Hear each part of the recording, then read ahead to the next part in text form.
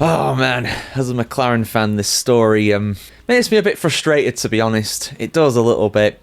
We all want fairness, we all want equality, of course, but there has to come a point where McLaren have to back one of their drivers for the Drivers' Championship, because if they don't, and Max Verstappen swoops in to win the Drivers' World Championship, it will be the greatest fumble in the history of Formula 1. I said that in a reply to a comment recently on one of my videos on YouTube. It would be the greatest fumble in Formula 1 history. This would be far worse than what happened in 2007, where they just missed out on the Drivers' Championship to Kimi Räikkönen, despite having probably the best car over the season. And if they backed Hamilton or Alonso during that season, they would have won it. They definitely would have won it. But as it is, they walked away with nothing and got disqualified from the championship in the Constructors because of Spygate. But that's a separate story for a separate day. Let's focus on 2025 here.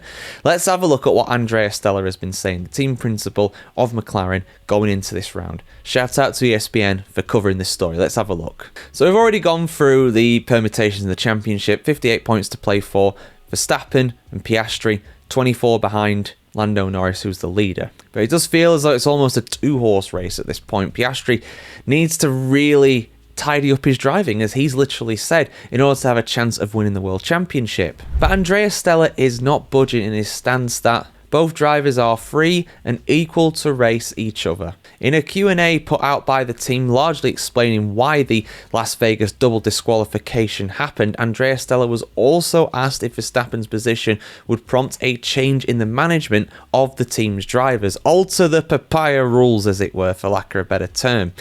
And Andrea Stella replied, quote, "No, there is absolutely no reason to do so." End quote. And he went on to explain further, quote, "We have always said that as long as the maths does not say otherwise, we would leave it up to the two drivers to fight for their chance for the final victory. And that is how it will be in Qatar.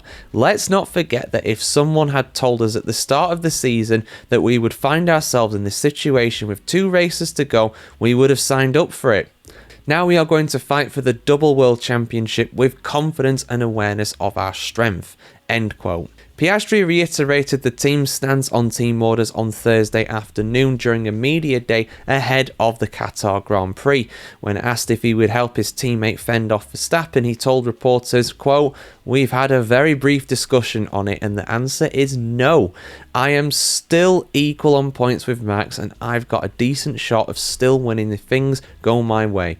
And that's how we'll play it." End quote. Should McLaren lose the title to Verstappen, this is a stat here, they would become just the second team in F1 history to repeat a Constructors' Championship without winning the drivers in either season. Ferrari last did that in 82 and 83. So, yeah, it would be a unbelievable fumble. I mean, it's tough because Piastri, you know, he has every right to go for the championship, and I hope he has every success in that. I want to see him do well.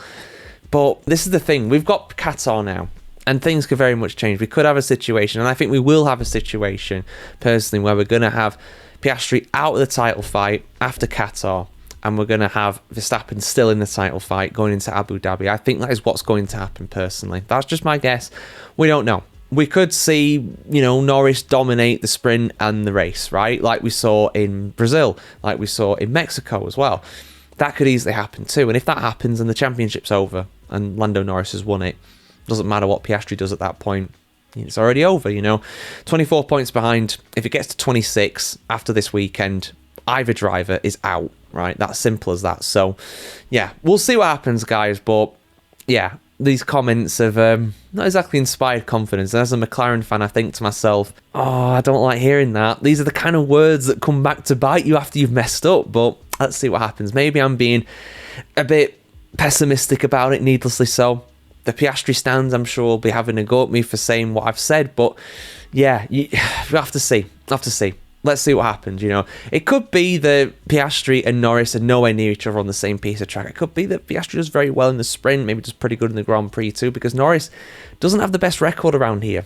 He doesn't. Piastri, though, has been pretty decent over the years in Qatar. 2 sprint wins to his name. And I think a second place as well in 2023. Maybe I'm getting mixed up there. But, you know, he's done all right over the years here. So, yeah. Thoughts in the comments below. Like, share, comment, and subscribe. See you soon. Let's hope for a eventful, but not too eventful, Qatar Grand Prix this weekend. At least I'm hoping so anyway. But we'll see what happens.